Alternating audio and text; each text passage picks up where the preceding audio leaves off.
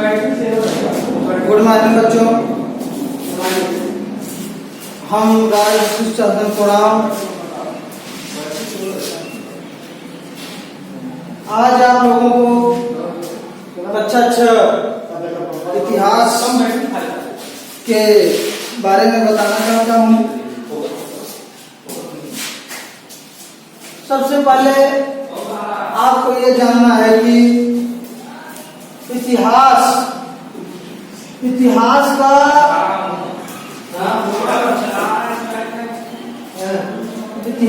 का अध्ययन, स्रोत एवं साक्ष्य। इस इतिहास के माध्यम से हम इस पैराग्राफ में इसी का अध्ययन करेंगे। और इतिहास क्या है, इतिहास के बारे में जानना अति आवश्यक है।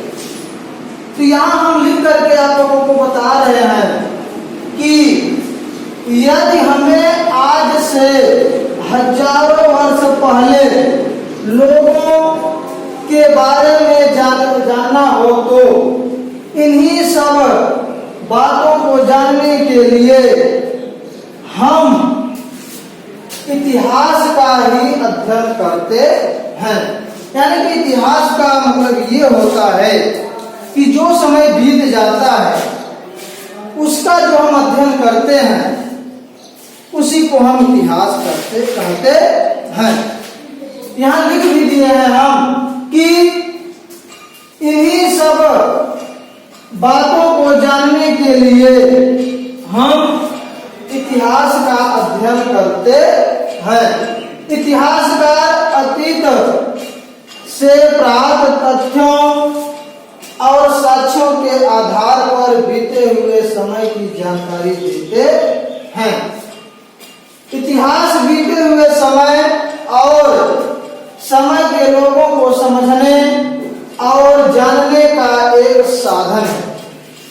इतिहास क्या है इसके बारे में आप लोगों को बताए कि यह एक साधन है। इतिहास के बारे में जानने के लिए यह एक साधन है।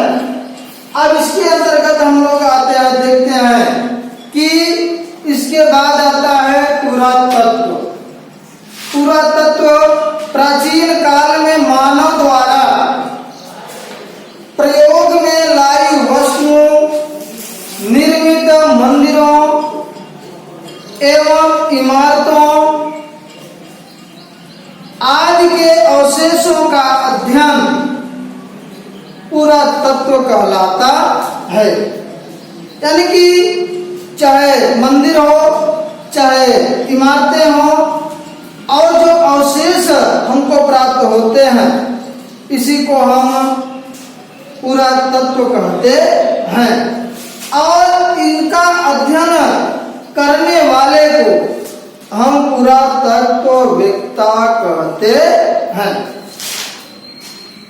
अब इसके अंतर्गत हम इतिहास के स्रोत भी जान लें कि इतिहास के स्रोत यहाँ लिख दिए हैं कि इतिहास के स्रोत में हम क्या जाने और क्या कैसे समझें। यानी कि प्राचीन काल में एक ऐसा युग, यानी कि प्राचीन काल में एक ऐसा काल था, ऐसा समय था कि जब लोग लिखना पढ़ना नहीं जानते थे, उन लोगों के जीवन के विषय में हमें जानकारी उनके द्वारा छोड़ी गई वस्तुओं जैसे मिट्टी के बर्तन, खिलौने, हथियारों और औजारों द्वारा मिलती है। यानी कि उस काल में, उस समय में जब लोग अनपढ़ थे, कुछ जानते नहीं थे कि किस पर हमको लिखना चाहिए, क्या समझना चाहिए, क्या पढ़ना चाहिए, उस समय के जो अवशेष हमको प्राप्त होते हैं जैसे बर्तन हो गया, खिलौने, हथियार और औजारों के माध्यम से हमको ये जानकारी प्राप्त होती है। कभी कभी इन वस्तुओं को जमीन के अंदर से खोद कर भी निकाला निकालना पड़ता है। जैसे मान के चलिए कि बर्तन, यानी कि प्राचीन काल में, पुराने समय में जब अचानक कोई घटना घट जाती है, जैसे समय देख लीजिए कोरोना वायरस तेजी से पूरे देश में फैला हुआ है। यह समय जब बीत जाएगा, जो आने वाली हमारी पीढ़ी है उसके विषय में जब हमारे आने वाली पीढ़ी देखेगी, समझेगी, जानेगी, पढ़ेगी, तो उसको यह मालूम होगा कि प्राचीन काल में ऐसा हुआ था। तो ऐसी वस्तुएं जो हम जमीन के अंदर जो दबे हुए हैं पदार्थ, वस्तुएं जो दबे हुए हैं, उनको भी हम खोद कर निकालते हैं, तो उससे भी हमको जानकारी मिलती है। ये वस्तुएं ऐतिहासिक जानकारी के लिए अत्यंत महत्वपूर्ण है। वह समय जिसके लिए कोई भी लिखित सामग्री उपलब्ध नहीं थी, पूर्व प्राग ऐतिहासिक काल कहलाता है। जब मानव ने लिखना शुरू किया, उसे कागज का ज्ञान नहीं था। वह लेखों को ताड़पत्रों, भोजपत्रों और ताम्रपत्रों पर लिखता था।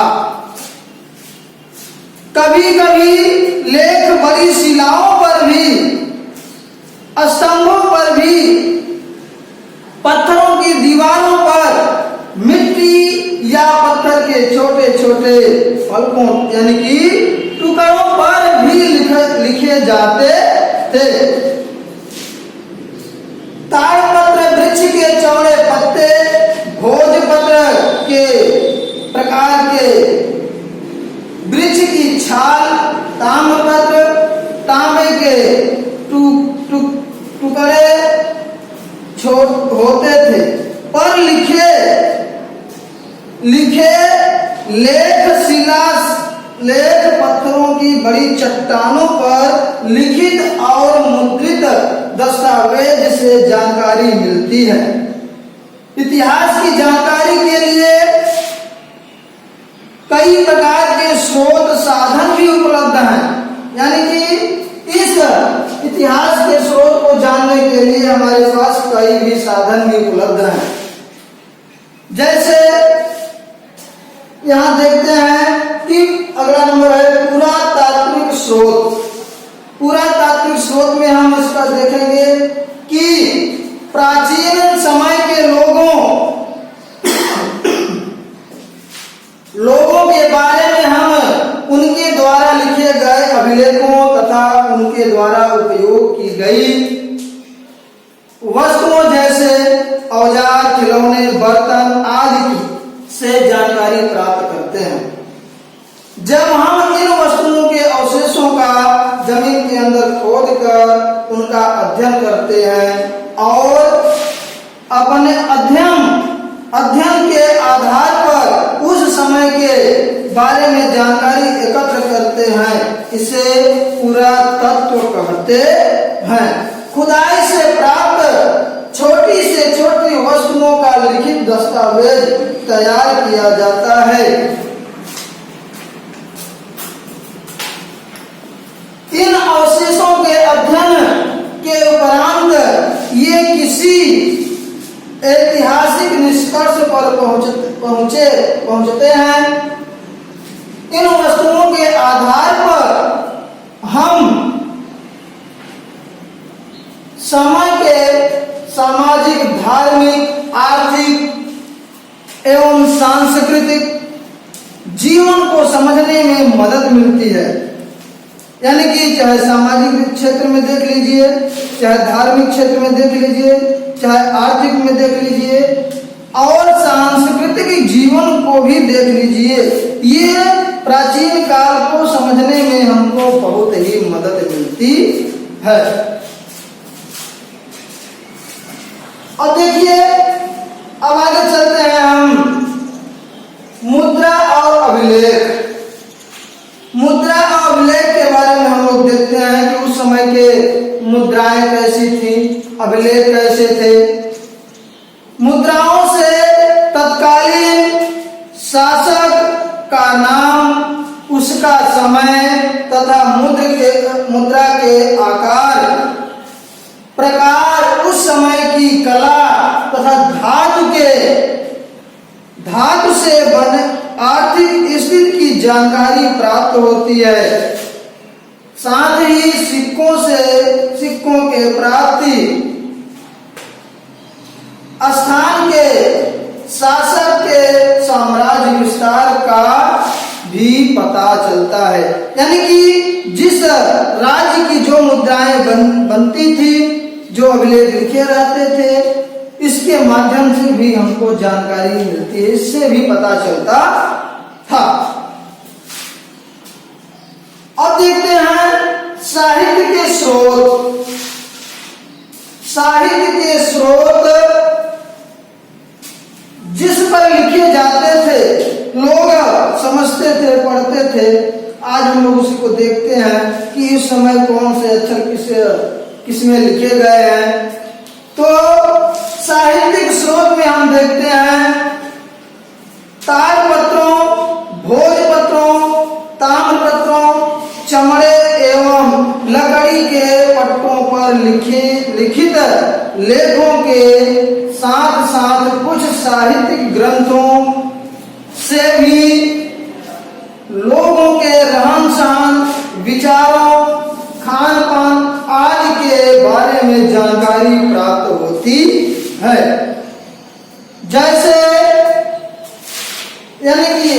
जैसे पुस्तक का नाम, लेखक का नाम, काल का विवरण यहाँ लिख दिया है। पुस्तक का नाम, लेखक का नाम, काल का विवरण। तो सबसे पहले हम देखते हैं कि धार्मिक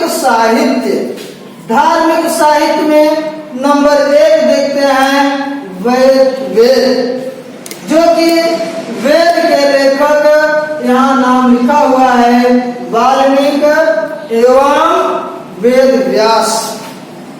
यानी कि नंबर 1 वेद, नंबर 2 रामायण एवं महाभारत, नंबर 3 जैन एवं बौद्ध साहित्य, जातक कथा।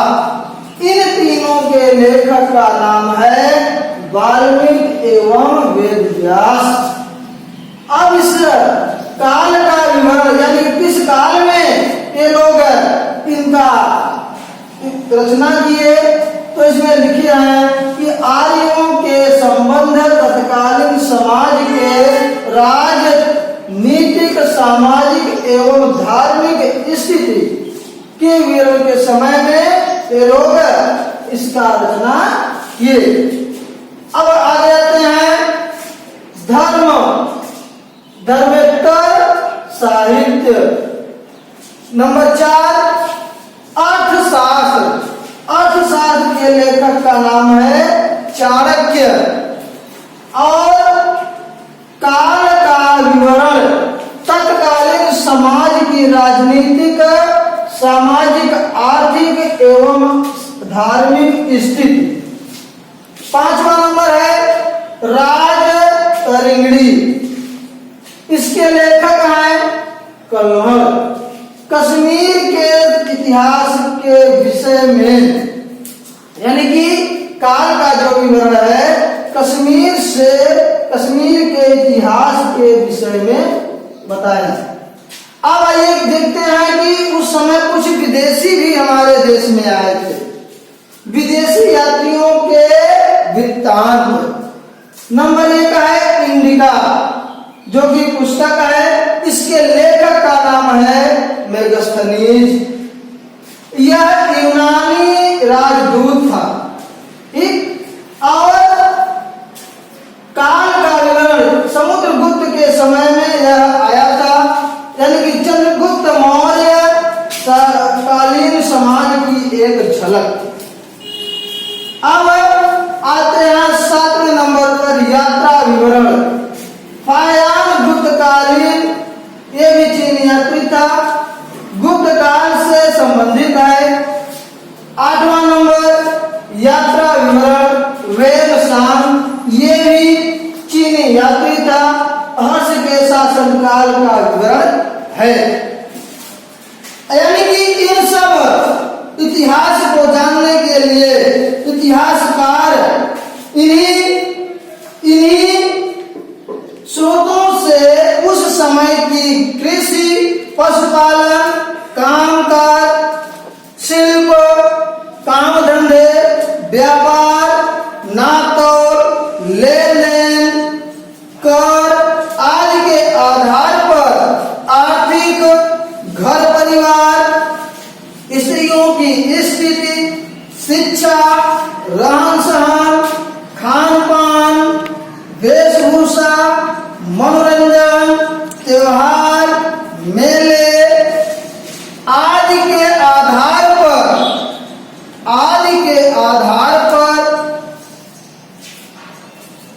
सामाजिक, राजा प्रजा, प्रशासन, सुरक्षा व सैन्य व्यवस्था के आधार पर राजनैतिक और कला, आचार विचार, ज्ञान विज्ञान, मान्यताएं, धार्मिक विश्वास, देवी देवता, पूजा पाठ एवं परंपराओं के आधार पर धार्मिक एवं सांस्कृतिक का चित्र वर्णन किया गया है।